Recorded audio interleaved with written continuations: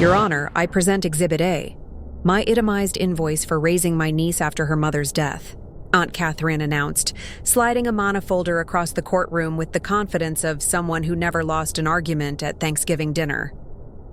The judge adjusted his glasses, scanning the $30,000 bill that listed everything from emotional labor to birthday cake expenses, then looked up with an expression I'd never seen in 3 years of law school. "Mrs. Harrison," he said slowly.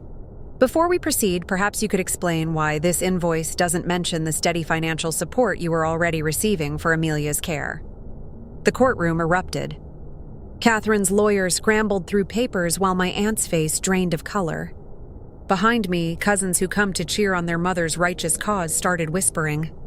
I sat perfectly still, letting the bomb I'd buried in discovery documents do its work. That's different," Catherine stammered, her voice losing the righteous indignation she wore like armor. "That money was for her care, which you're now billing her for." Judge Coleman's eyebrow arched. "So, you had dedicated funds for her support, and now you want her to pay you again for the same expenses." I touched my lawyer, Elena Reeves's arm, our predetermined signal. She rose smooth-assage whiskey. "Your Honor, we'd like to present our counter-evidence regarding how those funds were actually used." Catherine flushed crimson. "This is ridiculous. I raised that ungrateful girl for 8 years. 8 years of sacrifice." Sacrifice. The word tasted like copper pennies. The same word she used when she locked me in my room for asking about Mom. The same word she spat when I begged to see family photos. The same word that decorated every guilt trip, every manipulation, every reminder that I was a burden she claimed to carry. Judge Coleman lifted a hand for silence. "We'll proceed in an orderly fashion." "Mrs. Harrison, please explain your invoice." She straightened her discount designer jacket, the one she'd bought with money meant for my college. "After my sister died, I took in Amelia out of the goodness of my heart. No one else would. Her father was already gone, and I had 3 children of my own. Every penny on that invoice represents a sacrifice my family made." "Let's go through this line by line," the judge said, his tone sharpening. "Food, $8,000. Mrs. Harrison, were you not already receiving regular funds intended for Amelia's needs?" "Well, yes, but in household assistance for a family of 5, that barely covered." Catherine's lawyer touched her arm, but she shook him off. "Your Honor, those programs don't cover the full cost of raising a child." "No," Judge Coleman agreed, "which is why you also received additional monthly support. According to these records, it was more than enough for the basics. I had expenses." Catherine's voice pitched higher. "Do you know how much teenagers cost? Clothes, school supplies, activities?" "Activities." I spoke for the first time, my voice carrying across the courtroom. "What activities?" "Aunt Catherine." Elena touched my hand in warning, but Judge Coleman nodded. "The plaintiff may speak to this point. I stood 18 years of silence breaking like a dam.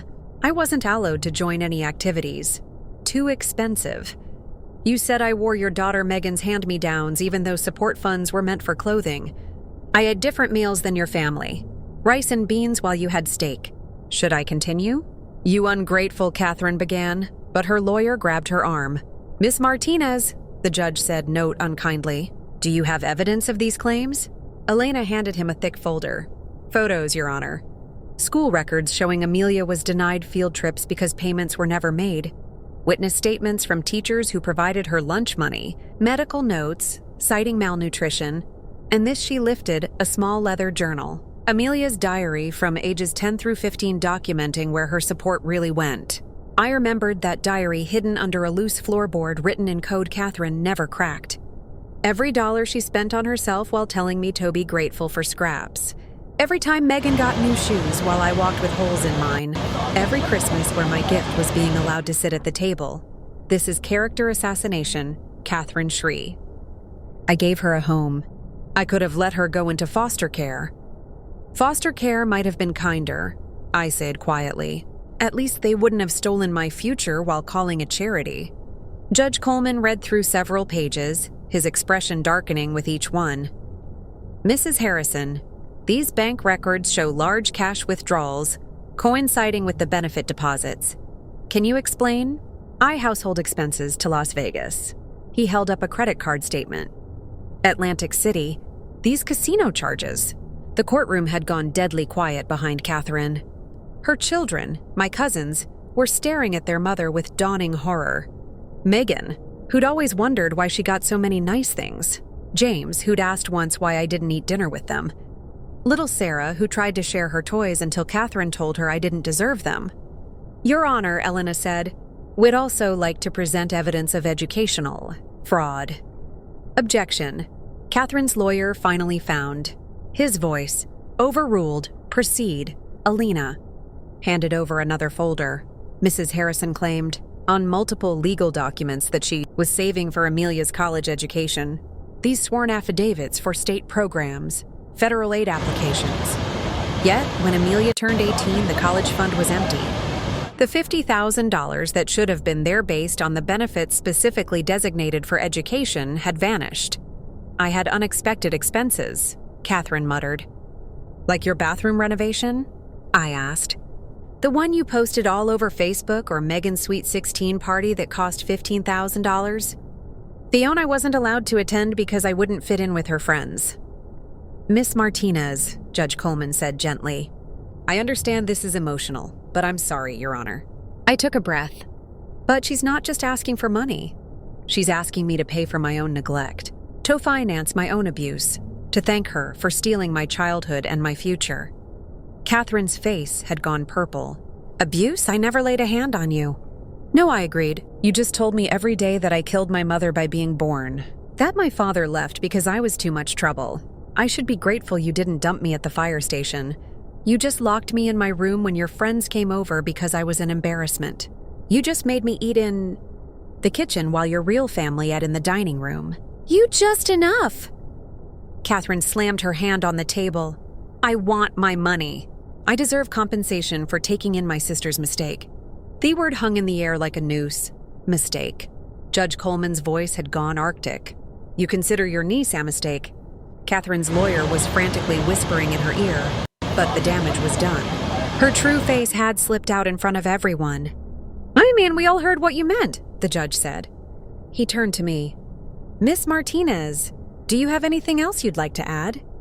I looked at Catherine, really looked at her for the first time in years. She seemed smaller somehow, stripped of the power she'd held over a grieving child. Just one thing, Aunt Catherine. Do you remember what you told me the day I got the full scholarship to college? She said nothing. You told me I should give it up, that people like us don't go to university, that I should get a job and start paying you back for all you'd done. I smiled sly. That's when I knew I had to leave. Had to become someone you couldn't tear down anymore. And did you? Judge Coleman asked. Become someone. I graduated summa cum laude, got a full ride to law school, passed the bar on my first tree. I straightened my shoulders. I became a victim's rights attorney. I help children who are being financially exploited by their guardians. Turns out there are a lot of Aunt Catherines in the world. The judge nodded slowly. I've heard enough. Mrs. Harrison, your claim is not only dismissed, but I'm referring this case to the Department of Social Services for investigation of benefits fraud. You received $280,000 to care for your niece, and by your own admission today, you considered her a burden and a mistake. The evidence suggests you systematically deprived her of necessities while enriching yourself. You can't. Furthermore, he continued, I'm recommending criminal investigation for fraud, neglect, and fiduciary breach. You had a legal obligation to house those funds for Miss Martinez's benefit. Instead, you finance a lifestyle upgrade while subjecting her to emotional abuse and neglect. Catherine's lawyer was pulling her toward the door, but she turned back, tears streaming down her face. Not tears of remorse, tears of rage. You destroyed our family. No, I said quietly. You did that when you chose money over a child who needed love. The courtroom began to empty. My cousin's file passed. Megan paused, mouth opening like she wanted to say something, then hurry after her mother. Only Sarah lingered, now 21 and looking lost. Amelia, she whispered. I didn't know about the money, the treatment. I was so young, but I remember things now. The different dinners, the locked door. I'm sorry. You were a child, too, I said gently. It wasn't your fault. Elena gathered our papers while I sat in the sudden quiet. We'd won, but victory tasted like ashes and old photographs. You okay? Elena asked. You know what the ironic part is? I laughed, but it sounded hollow. If she just loved me even a little, I would have given her anything. I make good money now. I would have helped her, supported her in Herald Age. All she had to do was be kind. Some people can't see past their greed, Elena said. Outside the courthouse, Catherine was screaming at her lawyer about appeals, about injustice, about ungrateful children who don't understand sacrifice. But I was done listening. I'd spent 8 years as her audience, watching her perform the role of martyred aunt while she picked my future from my pockets like a common thief. My phone buzzed. A text from an unknown number. This is Megan. Can we talk? There are things you should know about where that money went. Things Mom doesn't know. We know. I showed Alina, who raised an eyebrow. Could be interesting or painful, I said. Most truth is both, she replied. That night, I met Megan and James at a coffee shop downtown. Sarah was there too, fidgeting with her phone. They looked like kids caught stealing cookies, except the jar they'd raided was full of secrets. We found papers, Megan said without preamble. After you left for college, Mom was panicking about something tearing apart her closet. We found bank statements, gambling debts, loans she'd taken out using your social security number. Identity theft, I said numbly. Of course we confronted her, James added. She said it was for the family that yowed us anyway, but we knew it wasn't right. We just didn't know what to do. You were kids. I repeated what he told Sarah. It wasn't your responsibility, but we benefited, Sarah said quietly. My college tuition, their cars, family vacations you never got to go on. We benefited from your suffering. So what now? I asked. They exchanged glances. Megan pulled out a checkbook. We can't give back your childhood, but we can start somewhere. I don't want your money, I said. It's not ours, James said firmly. It never was. We talked to a lawyer after today. We're going to testify if the criminal case goes forward, and we're going to make sure you get back what was stolen. It won't be everything. But why? Interrupted. Why? Help me now. Sarah reached across the table and took my hand. Because you're our cousin. Because what she did was wrong. Because families shouldn't be conditional on bank balances. And Megan added quietly, because we remember the little girl vows to share her single Christmas present with us. Even though we had dozens, you deserve better than our mother gave you. Maybe it's too late to be the family you needed then, but it's not too late to be decent human beings now. I cried then for the first time since Catherine had taken me in. I cried in front of my cousins. Not tears of pain or rage, but something cleaner, something that tasted like possibility. The criminal case would take months. The investigation would be thorough. Catherine would likely face jail time for benefits, fraud, and identity theft.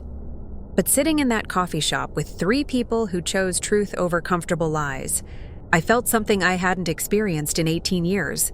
Family, not the kind that demands invoices for love, but the kind that shows up when the truth gets ugly. The kind that chooses justice over blood. The kind that says we were wrong and means it. Catherine had presented her bill $30,000 for a childhood of neglect dressed up as charity. The judge had countered with his own invoice, $280,000 stolen plus interest, plus a criminal record, plus the loss of her children's respect. But the real cost that was written in a 10-year-old's diary in missed school trips, in dinners eaten alone, in a college fund that evaporated like morning dew. You can't put a price on childhood. But Catherine had tried, and now she was learning what happens when the bill comes due. As we left the coffee shop, Sarah linked her arm through mine. So, cousin, tell us about this victims' rights work you do. How can we help? And for the first time in my life, that word cousin didn't sound like a reminder of what I wasn't. It sounded like a promise of what we could become.